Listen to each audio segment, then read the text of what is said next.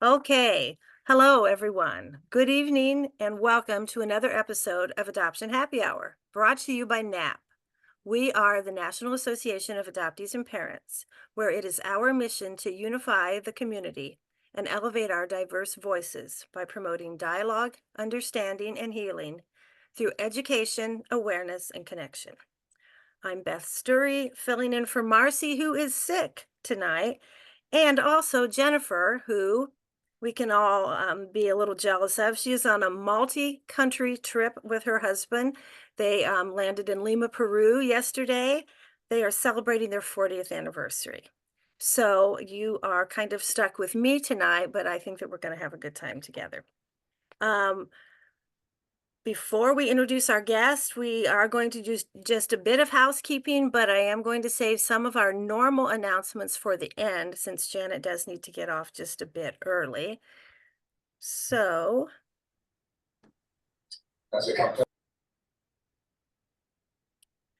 okay. We ask that you please remain on mute. You may raise your hand on the screen or your virtual hand to be recognized. You may post questions and comments in the chat, of course. This is a public meeting with no guarantee that information or identity is confidential. Portions of this event are recorded and they may be shared on our private Happy Hour group Facebook page and on our YouTube channel. If you are experiencing a serious mental health event or suicidal thoughts, please contact a licensed professional or the National Suicide Prevention Lifeline by dialing 988.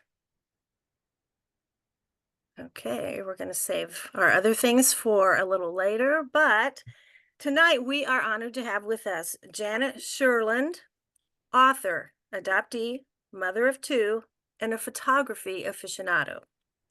A graduate of Colgate University, Janet lives on the island of Nantucket, off the coast of Massachusetts.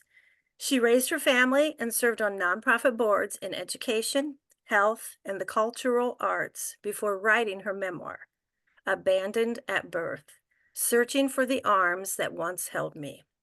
Her memoir fulfills a lifelong dream of raising awareness about loss and grief in adoption and why it takes more than love to survive that trauma. Welcome, Janet, to Happy Hour. Thank you so much. It's wonderful to be here, and I'm just amazed at how many states and areas of the country are represented in the audience. It's going to be a lot of fun to speak with everybody. And I'm glad to share my story. I wrote the book. I was adopted in 1954, baby scoop era, totally closed adoption, and spent my life, like I'm sure many of you, in just a state of I just felt different and other, and like something was wrong, but I didn't know what. My parents adopted 4 children. We're all from different families. So we all knew we were adopted, but we didn't know what that meant. We never talked about the feelings. I don't think back in the 50s and 60s anyone really did. But so I spent my life sad and scared and anxious and just feeling like something was wrong with me. There was no understanding back then that being adopted was a trauma. And now I certainly now realize that it is a trauma, and it's probably the only trauma that society expects its victims to be grateful for. And I all my life I wanted to try and I wanted someone to understand what I was going through. I remember talking to friends when I was young and saying, I just wish I could see someone that looked like me. And they'd scoff and they'd go, "Oh, I don't look like my parents. That's not important." Or "I don't share interests with my parents. That's not important." And so I would just clam up again because, okay, again, what's wrong with me that I'm so yearning for this that they're telling me isn't important? But I think it's only not important if you have it. I think it's very hard to explain to other people this feeling of being so untethered and so empty, and having that genealogical bewilderment, as they've labeled it, of not knowing anything about yourself, having everything about your heritage just taken from you, stolen from you when you were defenseless and it was nothing to do with your choice. And the sadness and the grief that I lived with without understanding why, and this constant anxiety about and fear of being alone and just and just something being wrong, even though I was living in a perfectly fine adopted family. I was very fortunate. I wasn't in an abusive family. Um, my mother had her issues, but there was no abuse, nothing bad going on, and yet it was I wasn't happy. And I so naturally I assumed it was all my fault and me. Um, but and I think it still, I'm sure like many of you find that we often get that you should be grateful that you were adopted. You had a better life because you were adopted. And I respond that two things can be true at once. I can be grateful for having had a good adoption, and I have been traumatized by being adopted. And that's a hard concept sometimes for people to understand. But I had this yearning to really get people to understand what it feels like. So I know people would hear the stories of adoptees and it was like a mystery story, like, oh, and then what did you find out and where were you from and who did you know? But, and that's great. But I really wanted to write a book that would allow you to feel those feelings, to feel that big black hole inside of us and to get some glimpse into what it felt like to be an adoptee. Because I thought, there's that saying that they attribute to Maya Angelou about people will not remember what you said or what you did, but they'll always remember how you made them feel. And I think that's so true. I think that um, having a insight into a feeling and glimpsing that feeling will then give you that emotional intelligence to hopefully apply to many of the issues that are out there. Opening adoption records in your state, the rights and needs of donor conceived individuals, reproductive rights, all these things that I think the issues that we face as adoptees people need to understand because they're still facing we still have social and cultural issues that are based in the same needs and feelings. So I finally in my 60s wrote this book that I'd wanted to write my whole life, but as again as a grateful adoptee, I didn't feel free to write it until my adoptive parents had passed away because I didn't want to hurt them. And it is the story of my searching for and then meeting my biological parents.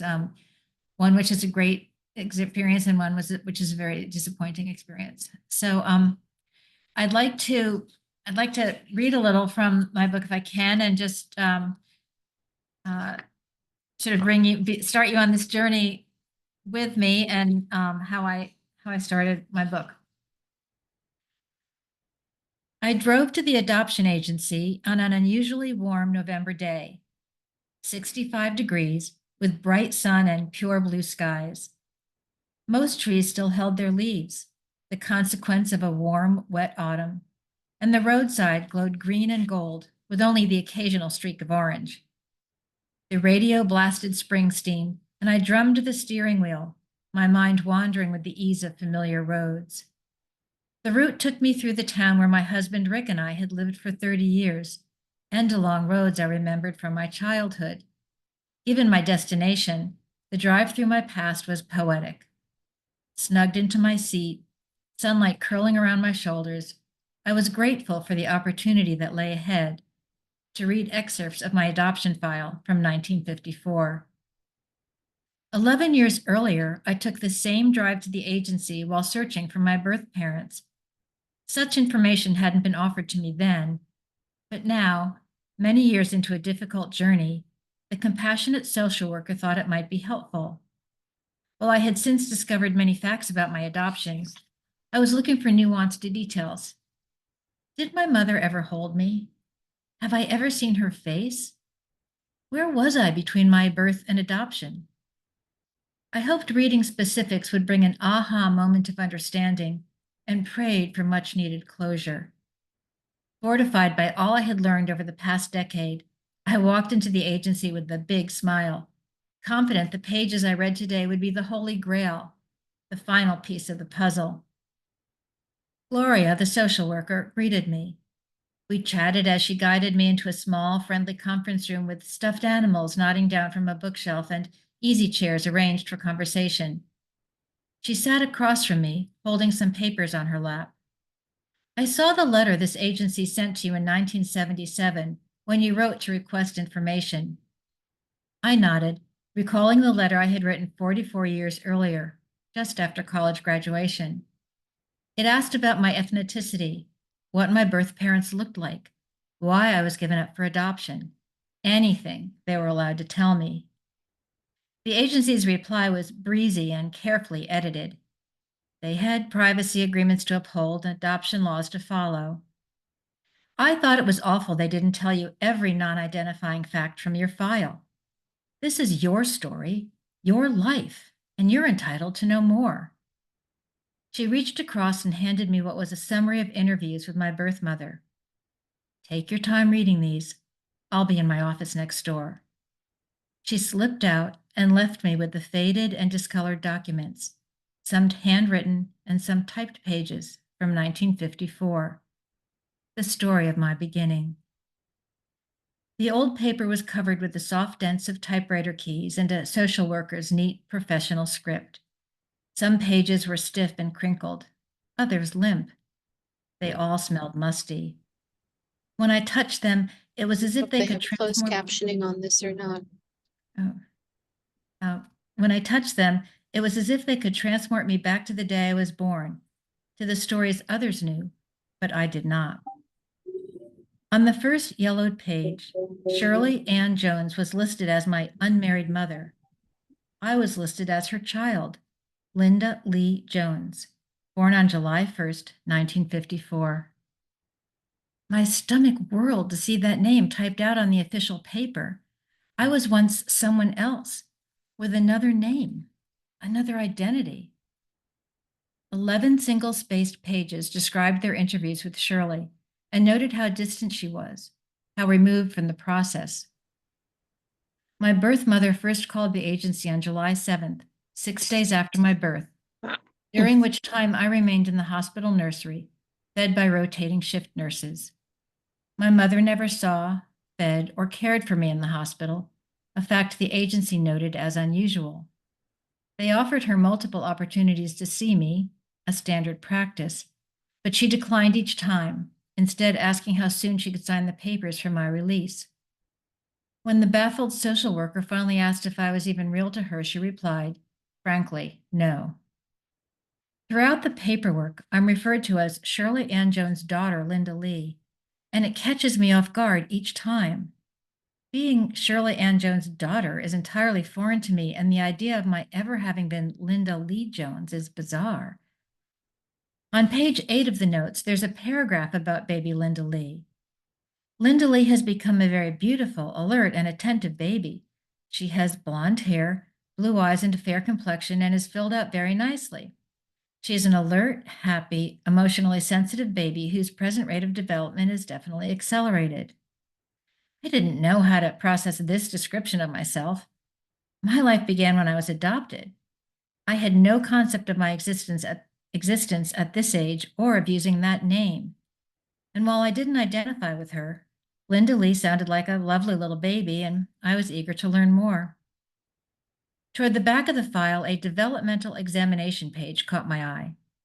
At that point, I was in a foster home run by Mrs. Person in Bar Hills, New Jersey. A psychologist gave me a Giselle developmental scale test to assess my early abilities against normative data. At first, I read it with only passing interest because how much can you tell about a 5-week-old infant? But as I skimmed the report, something shifted. It described a very real baby, one I saw clearly in my mind's eye, someone I recognized as myself. Linda Lee is an alert, happy, emotionally sensitive baby. Adaptive, language, and social behavior are advanced. Linda attends quickly to the dangling ring when it was held over her chest and follows it well past the midline. She has a relaxed grip on the rattle and gives a specific facial response to sound. Linda is a very social baby. She smiles readily in a play period and gets quite excited when the examiner talks to her. Linda is a well-developed, alert, responsive baby who makes an excellent impression on the examiner. I could see myself watching the ring and holding the rattle, and the description of me smiling easily, being visually alert, and having a particular facial response was familiar. So were the comments about my being emotionally sensitive and enjoying interacting with the examiner and making a good impression. I connected with this. I saw myself in that baby and recognized Linda Lee Jones as me.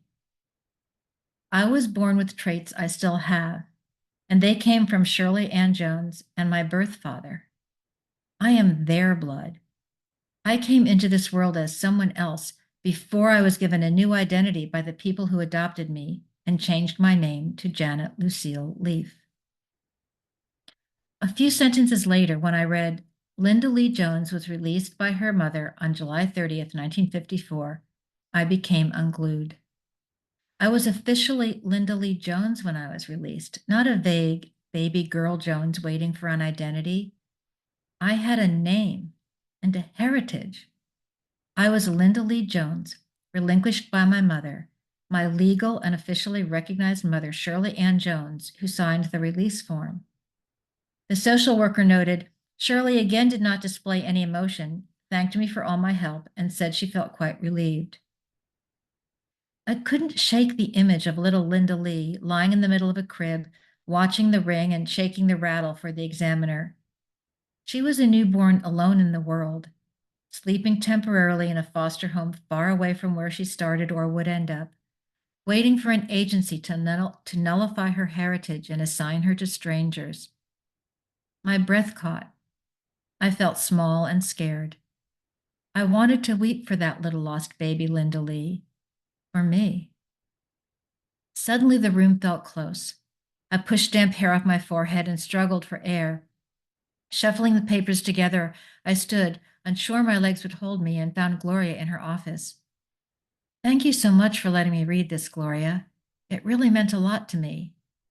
I know it did, she smiled, with an understanding I didn't yet have. All I wanted now was to get home. I hurried out to the fading afternoon and sat in my car as I gathered my wits to drive into rush hour traffic. There was no looking at foliage color on the drive home or grooving to the boss. I was melting into unfathomed sadness, sinking into my seat as grief gathered in my brain and dropped through my center like lead. It was excruciating, and I didn't know what to do with the intense emotion. It was primal. There was no language for what I felt. There never had been. It happened long ago before I could think in words. I called Rick, but could hardly speak. I hurt so deeply was the best I could do. He stayed on the phone with me for the rest of the drive home. We didn't talk much, but it felt good to know he was there, listening and wishing he could ease my pain, waiting for my car to pull into the driveway so he could wrap his arms around me. By the next morning, every part of me ached. It was difficult to breathe, and my brain was completely fogged. The hurt reverberated through me like the tolling of a large, low bell. In my mind's eye, I saw myself lying in the crib, and I repeated the name over and over. Linda Lee Jones. Linda Lee Jones? Who was she? Who am I? Why didn't my birth mother want me? All connections to my bloodline, my biological family, had been denied. The identity I now held had been randomly assigned through an agency. Lingering, wordless grief suspended in me like smoke. Pulling on an oversized sweater, I wrapped my hand around a cup of tea and looked out to the sky, my thoughts diffusing into the pale light. So that was how I begin my book as I talk about the search that I then ensued, what it was like living as an adoptee when I was young and then searching my parents. I actually had first titled the book The Blood Calls because I wanted to really speak to the really deep primal sense of belonging and identity that I think is in our DNA and in our cells. But my publisher said that sounded like a vampire novel, and she insisted that I change the title, and and that was fine. I certainly didn't want people to be confused as to what this was about.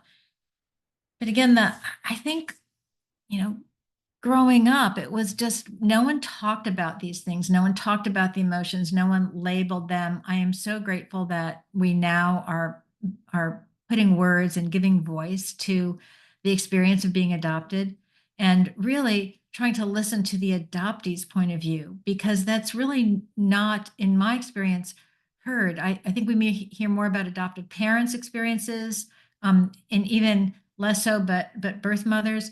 Um, the needs and wants of the adoptee are often not considered.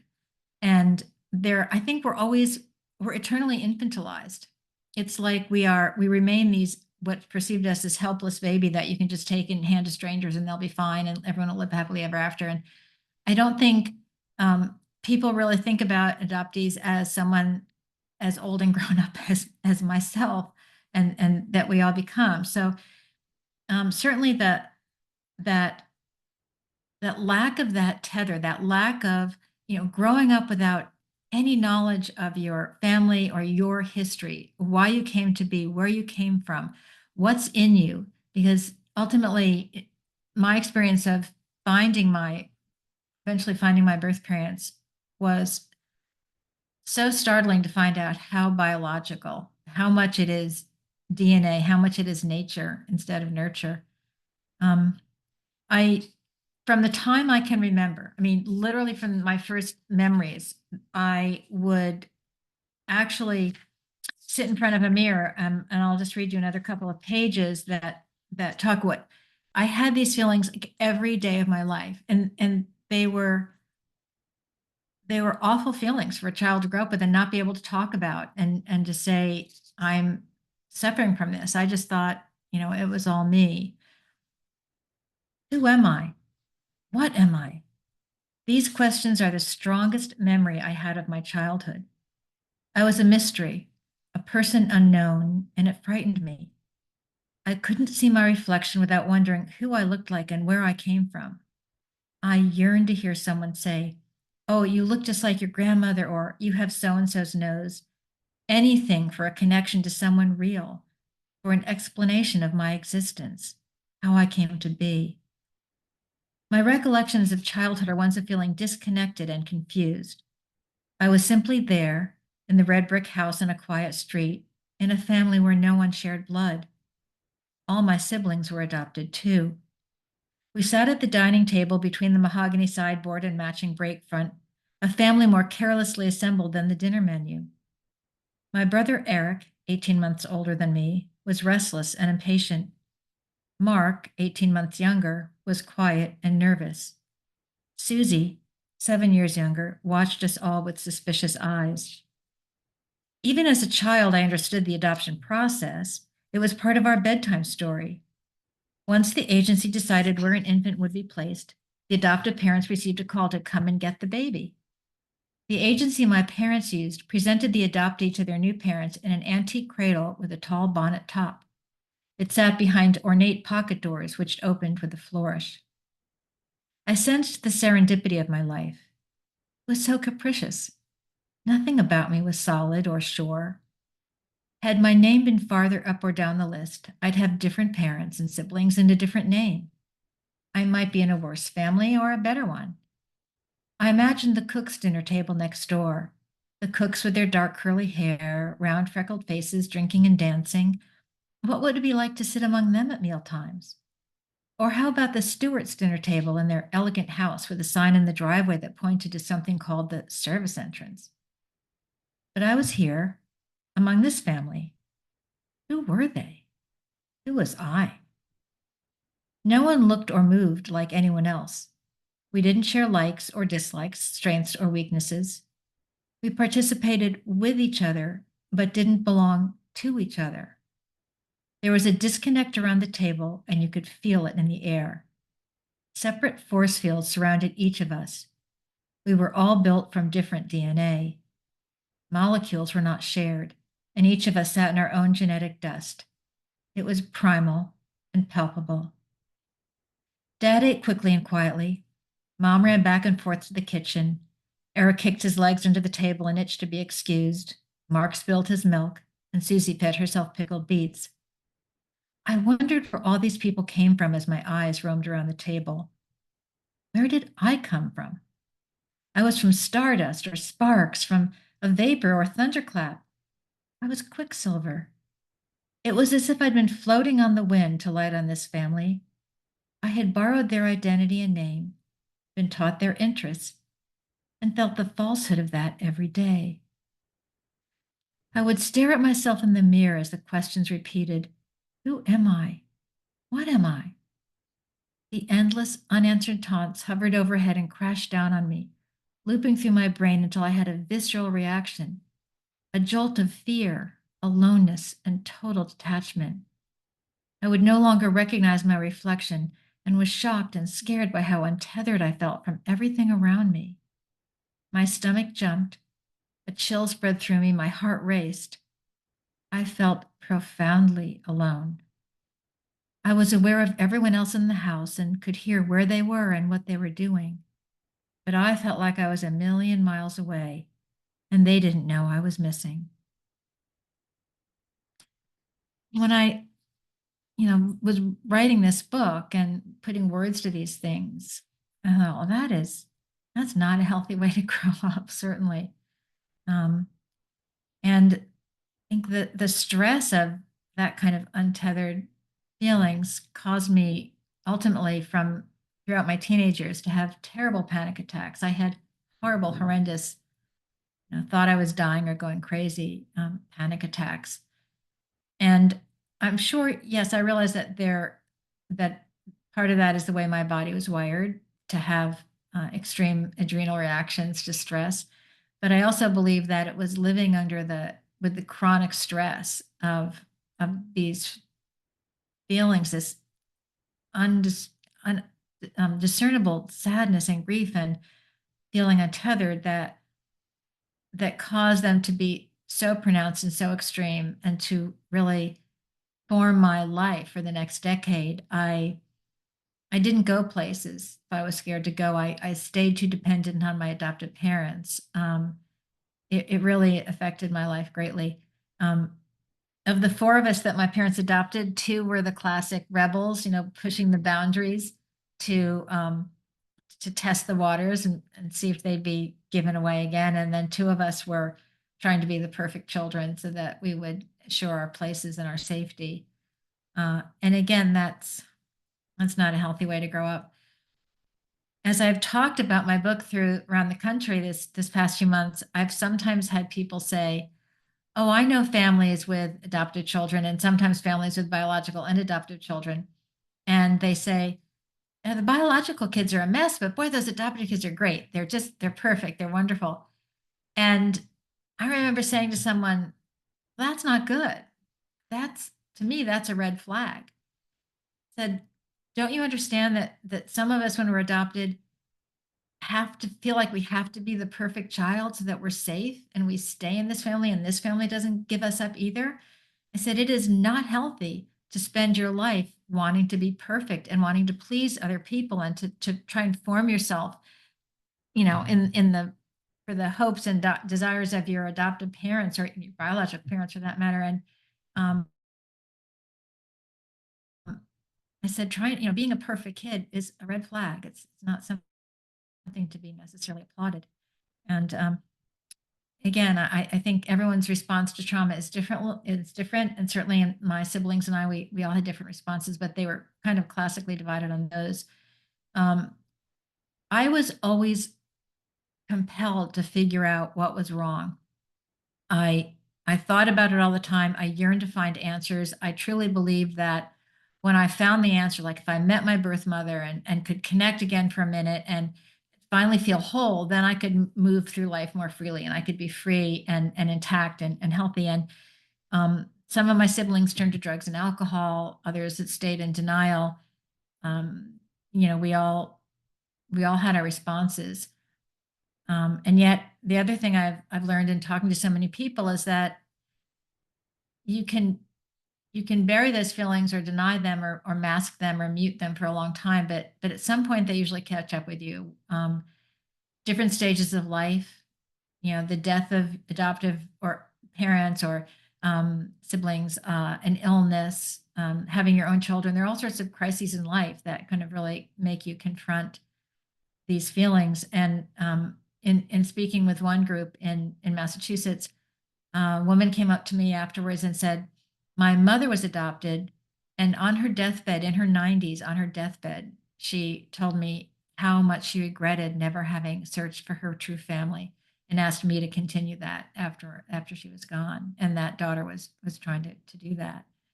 So I think it's just such a fundamental need of human beings to know who you are and where you came from and your origin story, and see yourself mirrored by and reflected in family members and kin.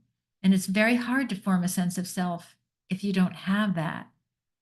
Um, the feelings of being this untethered, of something wrong, but no one's talking about it, and so you don't know what it is, and you're just it's just this living, especially as a child, in a state of chronic, like, something's wrong, I don't know what it um is very, very difficult. And there's just a paragraph I wrote here about one of those times. And again, this just was with me all the time. Like, in the most casual life circumstances, I would be brought back again to this feeling of, I don't know what it is, but something's wrong and I'm scared. Um, and this was just talking about being standing out on my front walkway one night. I remember standing at the end of our front walk at night. The woods across the street were dark and hard. All their color was folded up deep within, their long shadows spread across the lawn. Behind me, the lights of the house felt distant and small. I didn't find comfort there, though I couldn't tell you why. A whiff of wood smoke drifted through the night air. Dampness curled against my legs, and the mineral tang of cold stone rose into my throat. I arched my neck and looked up. Bare trees towered above me, poking into the deep dome of the sky, white stars smeared high above.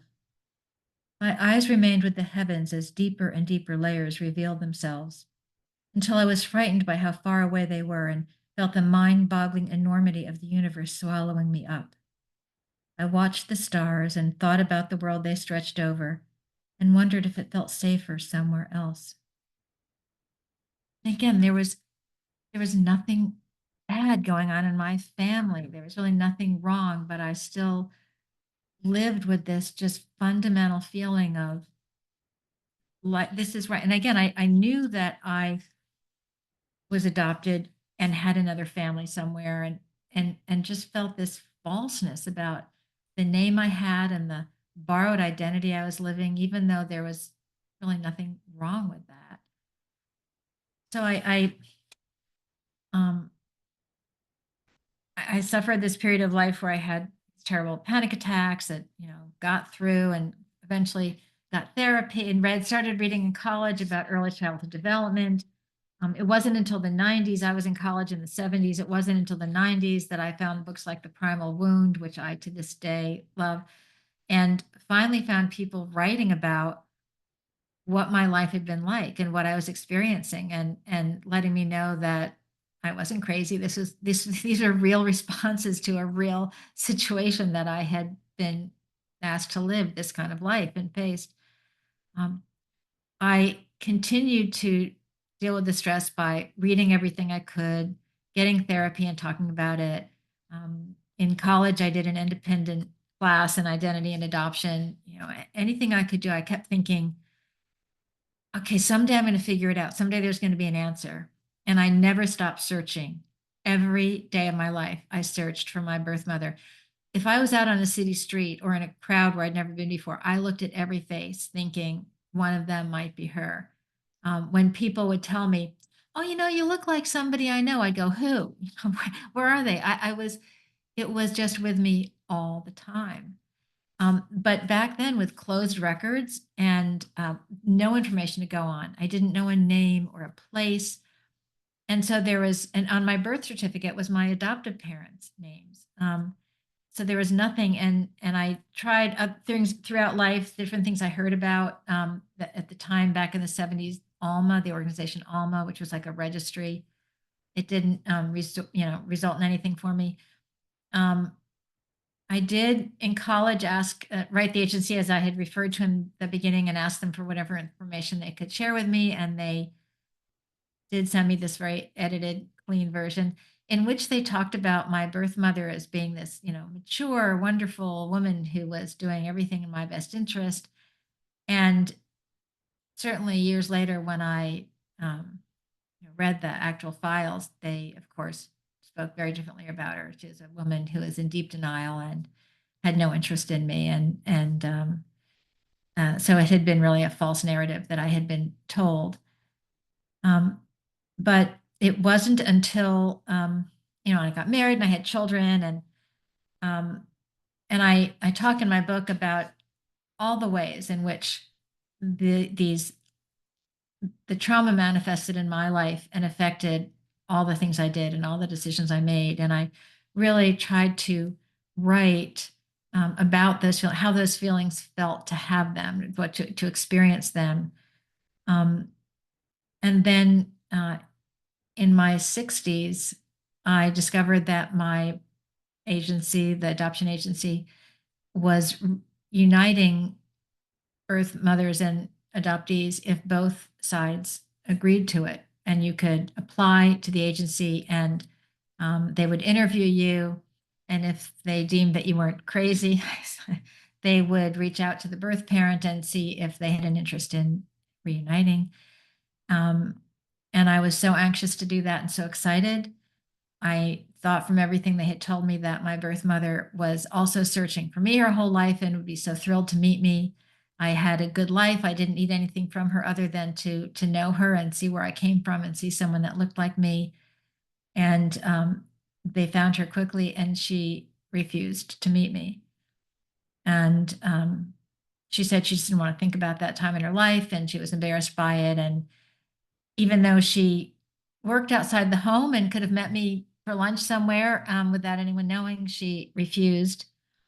And that I didn't understand it at the time until I reread The Primal Wound after this and had some more understanding of it. But um, this is what I wrote about learning that she wouldn't meet me. I couldn't comprehend her response. She was 75 years old, had 5 other children, was in her second marriage, and hadn't lived in her hometown for 56 years. She worked outside the home. It would be easy to meet for coffee or lunch. No one would have to know who I was, but she didn't want to meet me. She had expelled me from her body and extinguished me from her life. Her denial was wrenching, and my center twisted into a knot so tight I went numb. You can't deny me again, I thought. But she had. Questions looped through my brain. Why don't you want to meet me? Can I mean that little? Didn't you ever wonder about me? Wouldn't you like to at least see me? I'm a nice person. I think you would be proud. Why don't you want to meet me? In The Primal Wound, Nancy Newton Verrier writes, sometimes the adoptee experiences a second rejection upon making contact with his birth mother. Being rejected again is devastating for the adoptee. All the excruciating feelings of abandonment and loss resurface. With her outright rejection, something in me broke. I curled into the deep cushions in the family room and pulled a blanket over myself. The fireplace was lit, the room smelled of raw wood and smoke, and the television saturated the room with an electronic drone. I have no memory of leaving the sofa for a long time, weeks, maybe a month. I stared out the window at the dulling season. The sky went gray, the woods turned hard, and the grass browned. At some point, my husband and sons moved in and out of the background as the Christmas tree went up and the lights were strung, the multicolored ones that reminded me of my childhood Christmases. They hung the hundreds of ornaments I'd collected, but to no effect. Snow fell, drifting in slow motion past the window as I sat empty, confused, and helpless. I didn't cry, though I was devastated. I felt I might suffocate, that this blow could extinguish me. In those moments, defending myself against the awful feeling, I told myself I shouldn't take this so hard. I was a grown 56-year-old woman. But I couldn't protect myself against emotions I didn't understand. I was feeling something deeper and more profound than I knew, something somatic, pre-verbal, and unconscious. It was something from deep down in a place I didn't have words for, a trauma from before I had language, from a time when terror could only be expressed in wailing and shrieks and gulping sobs alone in a crib, flailing arms, a red face, a burning throat of fear from having been abandoned. For 9 months, I heard my mother's voice, felt her rhythms, and tasted her. We were bonded physically and emotionally. I came from that woman's body. I shared her DNA. I had been one with her until suddenly I was not. When those bonds were severed, there was a profound loss. I was crying in a nursery and I was alone. Now I felt like I'd been abandoned again. The primal wound had not healed. And I'll just, getting on in time here, I'll just finish up by saying the agency was shocked that she didn't want to meet me, but we're very fortunate to have the name of my birth father, which was rare since birth fathers had no rights back in the 50s and they didn't need him to sign anything. They had his name and asked me if I wanted to meet him. And I begrudgingly said, okay, just for maybe medical records. I just had never thought about him. Quite frankly, I always thought about my birth mother. And I guess I'd known from college days that he didn't know I existed. So, um, but I said yes. And um, actually, that ended up being wonderful, wonderful surprise. That was, that was such a surprise and so wonderful and changed my life. And I will finish reading tonight with a few paragraphs about when I met my birth father. And we agreed to meet at the agency suggestion at a resort halfway between our homes. And my husband went with me. When we arrived at the resort, my rubbery legs barely crossed the parking lot into the lobby. The building was larger than I'd imagined, and I had no idea where the restaurant was or how Larry and I would recognize each other. I should have suggested something, flowers pinned to our lapels or a particular colored shirt. Sweat pricked across my brow and down my spine. I pulled off my heavy coat and clutched it like a life preserver. Discouraged and confused, I withdrew, while Rick remained on high alert. He scanned the area and spied an older man on a bench across the lobby. When they locked eyes, he knew immediately it was Larry. Rick didn't say a thing as the man stood and walked towards us. I was looking the other way and still oblivious. Suddenly, someone was standing in front of me, and I felt his hands fold over mine. Saw his face lean close, a face that was wide and open with bright blue eyes. He held on firmly, looked directly into my eyes, and said, "You're Janet." I wasn't prepared for the connection, to see myself in his eyes, his face. I wasn't prepared for the lifelong hole in my gut to slam shut the moment he took my hands in his, smiled, and said those two simple words, "You're Janet." I was found. I looked into my father's eyes, and I finally made sense. And I talk in the book again about the relationship I had with my birth father, as long as he was still alive, and the ongoing battle to ultimately meet my birth mother. And that was never a happy story, but I certainly met siblings on her side that I'm still close to. And so I really hope that that people reading my book, which all of us, these search stories are all kind of mystery stories, and there's that element to it. But what I really hope my book will do is allow people to glimpse the darkness, the sadness, the grief, the suffering, the loss, and open their hearts and minds to what adoption really is, and to think of it in fresh ways when they're asked in their state to vote on, opening adoptee records or the rights of donor conceived individuals or in reproductive rights. There are so many things that these issues still affect today and touch on, and I'm hoping that the emotions in my book allow them to go beyond an intellectual understanding of it and have some kind of real emotional connection to that and take that with them into the world. So thank you for your attention and listening to me, and I'm happy to answer any questions Did or. you want to share your slides? Oh yes, thank you. I'm sorry. I totally. Mhm. Now that you've heard the story, let me do that, and I have just some slides to show you, all of us. Let's see. There is that. Yes. Mhm. Okay, that is working. All right. Um, let me do this. So there I am as a anyway. Um, again, I'm looking out the window of my home and just always wondering who I was. These are my biological parents in high school, probably around the time they conceived me. My father, Larry Patrick Grogan, and my mother, Shirley Ann Jones. Oops, why isn't that moving?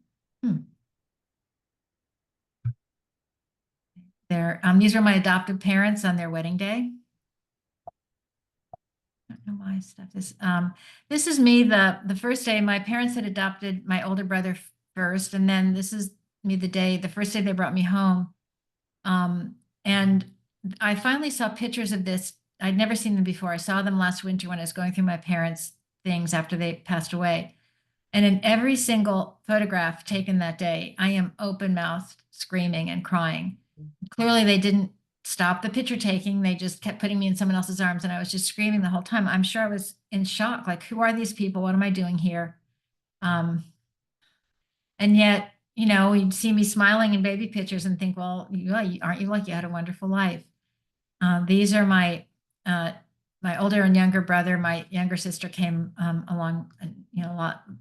Here she is, my youngest sister, and those of us and with my parents.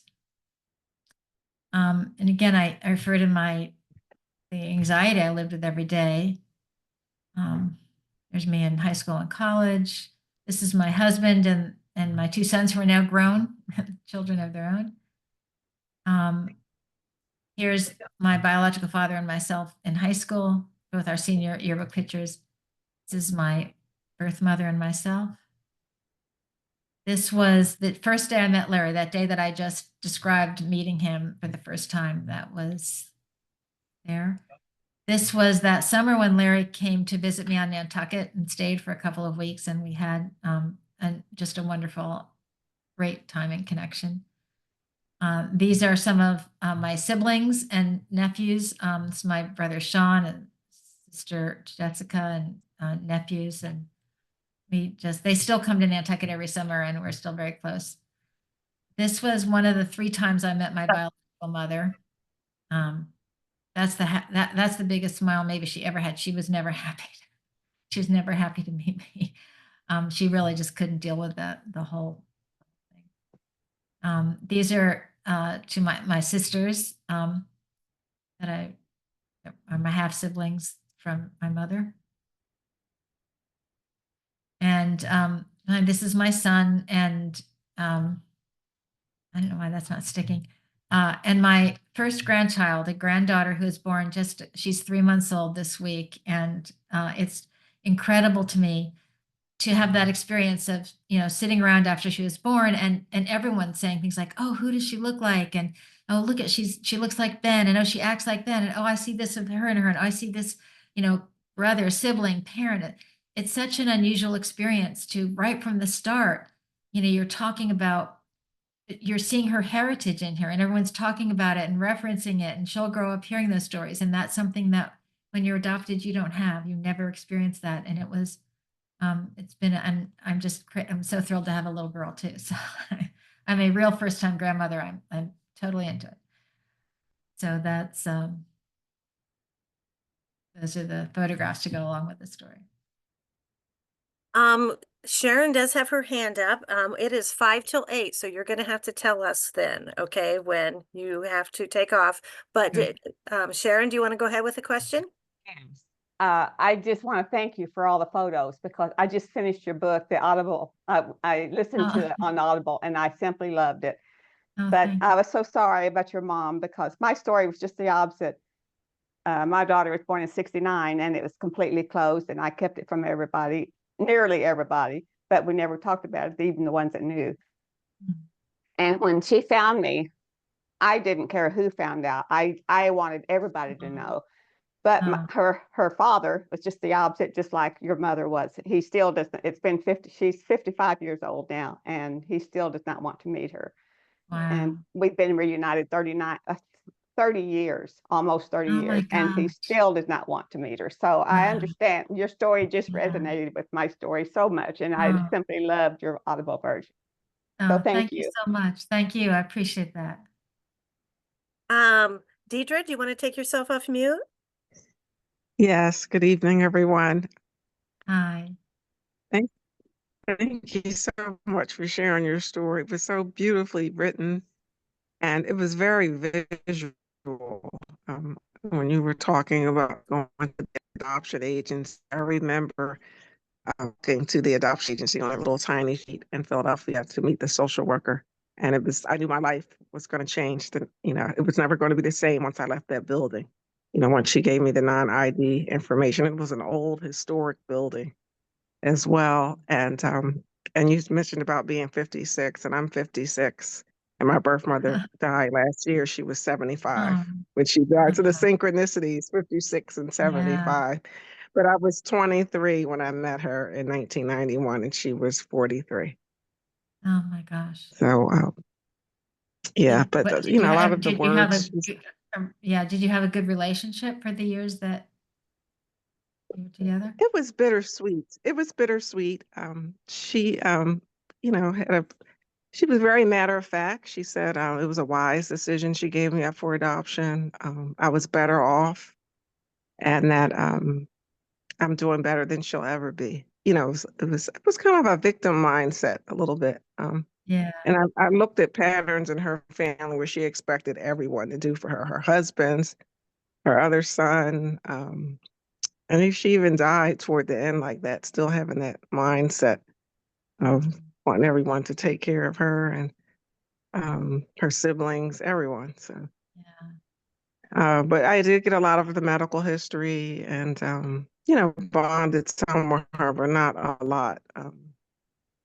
And then bonded more with her siblings, my aunts, uncles, cousins, her relatives, her extended relatives. I met my grandfather before he died, and my adopted father, and I flew down to Augusta, Georgia, where she was living to meet them in the beginning when we first got reunited. But then she told me my birth father was this one man in 1991, and then 2021 through DNA testing, I found out it was someone else. Um, 30 years later, and I just met him three years ago. Wow. Yeah, and we have a good relationship. We talk maybe once a week, and he lives in Oregon. He was living in Oregon. He's about to fly to move to Florida, so he'll be on the East Coast where I'm at.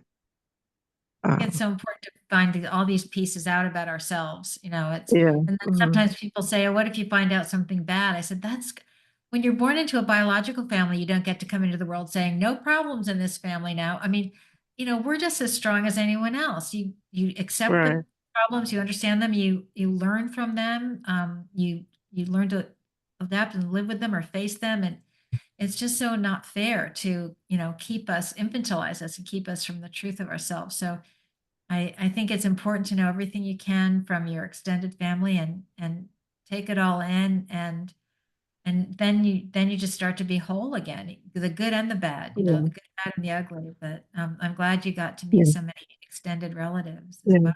Yeah, I didn't know I was adopted either. I was a late discovery adoptee, so that Uh, was a double whammy, not knowing. But yeah, when you was talking about sitting at the dinner table and all those things, like I knew I was different, but we belonged. You talked about belonging, because you were all yeah, family, but you know. not belonging by blood. You knew something Yeah. was not right, was different. So thank you so much for sharing. Thank you. Thank you, Deidre. You're Janet, welcome. do you have time for any more, or do I you think I need have to? 5. I think I could do 5 more minutes before Okay. they're rattling the cage here. Do we have another question? Anyone else have a question for Janet?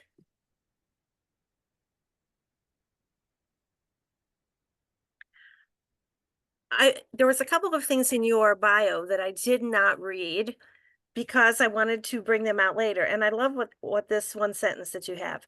I hope it starts why you wrote the book. I hope it starts conversations about the rights of those given away, about loss and grief in adoption, the biology of belonging and identity, and why love is not always enough to extinguish the pain. We hope that people will look at our lived experience and know, hey, I didn't understand any of this before, but now I'm getting glimpses. And that's why I think writing our stories is so important. And when Deidre was talking, I was thinking that our stories are all very unique, but they also have a lot of overlap, don't they? We Yeah. hear somebody else's story and we see ourselves in parts of it. I think when we tell our stories, we experience healing. When we hear other people's stories, we experience healing. And that the whole process of us telling our stories is about starting conversations, and that is how we impact the perception the public Yeah, has. and I think, just telling the truth, exposing the truth and being vulnerable. I've been the kind of person who, again, in striving to be loved and accepted by my mother, especially, I just always pushed myself and always did the right thing. I was, the good girl all the time. Not a healthy way to live. But I've had a fortunate life. And there have been so many people that I know who, when they read the book, were shocked to learn that I suffered all these things because they look at me and they just see this certain superficial perception of a person, which I think we're all guilty of when we judge other people. But also I think culturally does it. It's that how much kinship adoption is not yet widely practiced because families are so evaluated on what kind of house the parents have or the kin has. They worry more about the income levels of adoptive parents than keeping an individual with their biological family and allowing they're judging such superficial things. How about the most primal need of knowing who you are and having a strong sense of self than what kind of income your parents have? And I was so shocked at the number of people who couldn't have imagined that I had ever suffered from anything in my life, and who were clearly, though, softened by reading that and felt like I had exposed myself. And they then, I think, they would be telling me things about themselves that I never knew. And so it's such a unifying and wonderful experience to just I'm not saying I'm just talking about being alive and being human, and it's a struggle for everybody. And it's wonderful the reception that you get when you put that out there and let people see behind the curtain, sort of. When we are transparent, that's what Yeah, happens, I yeah, believe. Earlier when we talked, you said something about, are you fixed now? That people, yes, yeah. Some people will say, okay, after writing the book and everything, are you all better? Are you happy now? Are you fixed? And I say that this is like grief, and you never get over grief. You just learn to accept it and live with it and walk alongside it. And I'm never going to be over this, but you accept it. And there are days that are hard still, things of memories or triggers or something. And there are days that are fine. But it's grief. We never get over it. We just learn to accept it. yes, I would agree with that. So much of what adoption is about is surrounded by grief, and people do not get that. The Yeah. general public, adoptees get it, general public does not. Yeah. Well, it is 8:05, and so not that we want to get rid of you, but I know that you do Yeah. have another commitment. Thank you. So everyone, how do we end our happy hours? We give a signature round of applause to our guest. And so thank you, Janet, for being here with us. I did put the link in the chat, and I think I'll drop it one more time, to her book on Amazon. And thank you for being here, for sharing. Thank you for advocating for adoptees by telling your story. And sounds like you've had a lot of speaking engagements, and that is really great that Yeah. the word is getting There's out. there is a lot of interest, and there's been great response to it. So I hopefully it's making a difference. Thank you. Good. Thank you so much for having me. I really appreciate being here and speaking to It was everyone. great to meet you, and the part that I've read so far, I have loved. Very vivid writing. We really feel and see what you're going through, and that's really good. Thank you so much. So I am going to turn off the recording right now.